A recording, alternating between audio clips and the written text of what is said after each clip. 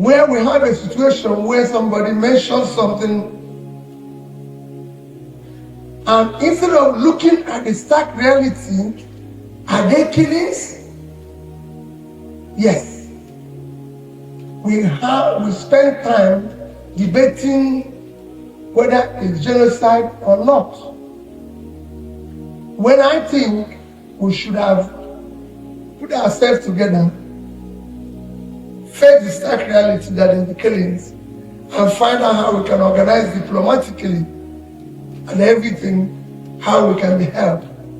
But for me, what is most important in that tweet is the second line, which says, non-disgraced country. Non-disgraced country. People have asked me, because I've read a lot of news, people are saying, are we disgraced? Are we now this? Are we that? My people, as you people, because like I said, you people are the ones that will shape the future.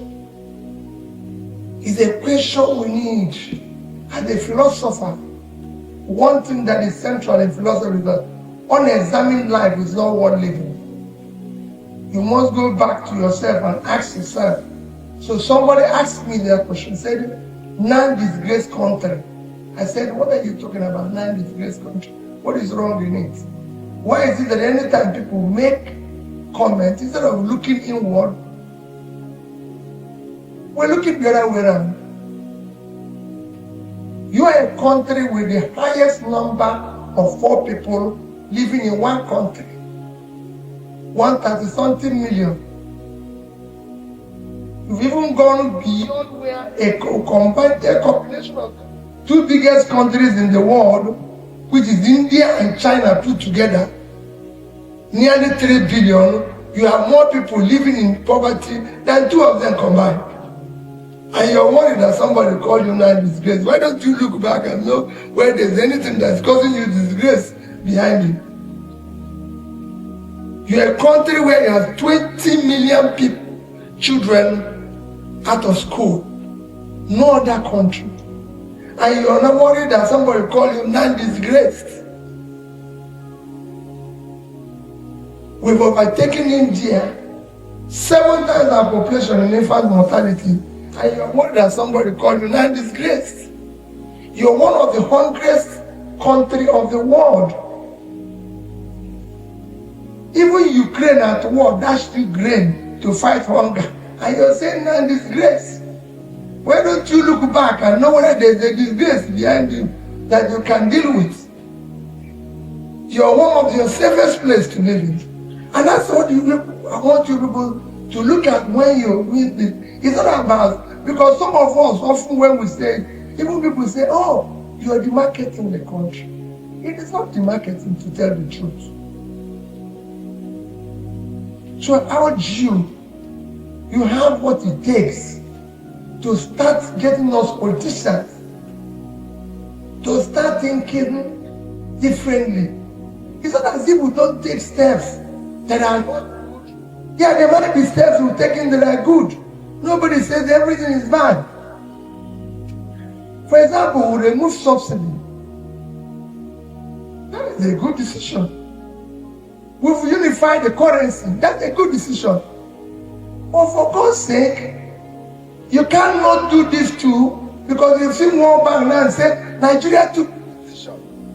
But why is that this good decision not working for us? Because you cannot tell people to fast when you're 50. You need to deal with the executive rascality of expenditure before your monetary policies can work. You need to deal with corruption. You need to deal with the issue of the cost of running government. I was telling somebody this morning, I said, listen, because whenever I go, people ask questions. I said, listen, we've just had a new mayor of New York. I said, the young man, his own age, level of 36, 40. I said, Google his net worth. Is worth 200, less than 200, about $200 $100,000 is running a city with a budget of about 115 billion, 3 times Nigerian budget. Yet, if they see that young man with 2 vehicles on the road, I can assure you, he will not be mayor the next day. 2 vehicles, I didn't say 3, 2. He just said, I'm mayor of New York. I cannot move around like this. I said, that is the problem. We have a California that is the 6th biggest country in the world, with almost a 5 trillion economy. They don't have a lodge in Washington. If the governor tries to put a word, it will be dismantled. So these are things we need to start looking where we have a teaching hospital. There's so many things. It's goodwill that I'm supposed to be telling you, but I need to also bring things you need to think about and everything. For me, I want you people to do tour. President, go to your national hospital. You can't stay there. The stench there will not allow you to stay there. It's your #1 hospital in the world. The budget of that place is about 10% of the budget of National Assembly Clinic. It's your #1 hospital. If you look at your 2024 budget, the National Assembly Clinic had about 15 billion. Your 6 biggest teaching hospitals, Ibadan, University of Ibadan, Soka, University of Lagos, University of Maiduguri, Ilorin and Jos put together is not up to that amount. They are capital vote. That is what we need to start thinking. So when they say land disgrace, you look back and see whether there's disgrace. And only you can do that. No other person can do it. We're building 4 biggest bus stations in the 4th geopolitical zone for 142 billion, where you don't have a primary health care in all those regions. That is 60% is unfunctional. Mothers can go to hospital and give birth and be alive. And we're building bus station. Which bus? Is it work of government to build bus stations?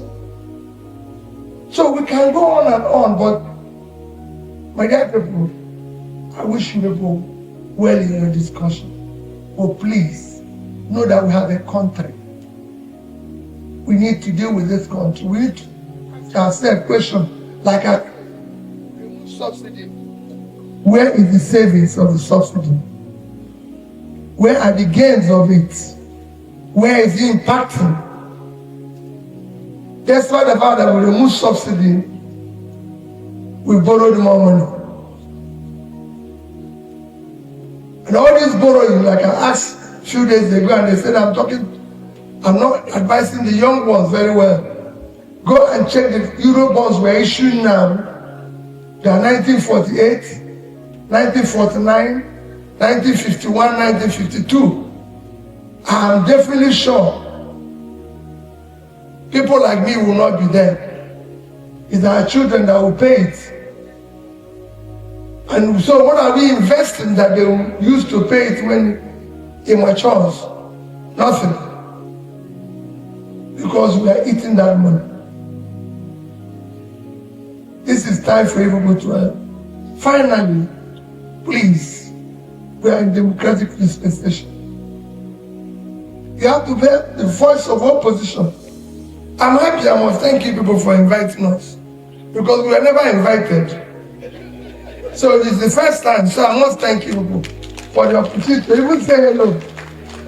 I was surprised when I saw the invitation. I said, opposition invited. Maybe. But when they told me where you were doing the opening, I said, I won't go there. But they said there is another place. So I can tell you what I thought at last. I said, I won't go there. Because, now that they brought it to where people like us can come, we come. But I can tell you This is how it's done everywhere in the world. You must help that your positions be heard. You must help us to start solving the issue of having strong opposition, strong institutions, so that people can speak out. Nobody wants, Peter Obi is not desperate to be president of Nigeria. I'm desperate to see Nigeria work for my children. I'm lucky where I am today. My children might not be that lucky. So we must stop this abuse of our country. And all of us, I need. Those who are in office today are not going to be in office forever. People have passed through there. They're even going to die. So why don't we build a better place for our children? Why are we destroying the place our children are going to live in? For a country that God blessed with everything, gave every opportunity. So help the opposition, help the voice, help the parties. I recall what Yaradua always said every day. May it so rest me. Yaradua told the INEC chairman in front of me, he said, I want all parties to work. I don't like all these things that he said parties have problems. Now we have situations where people are happy that other parties are having problems. How can you be happy that other people are not well in a system where everybody is supposed to be well?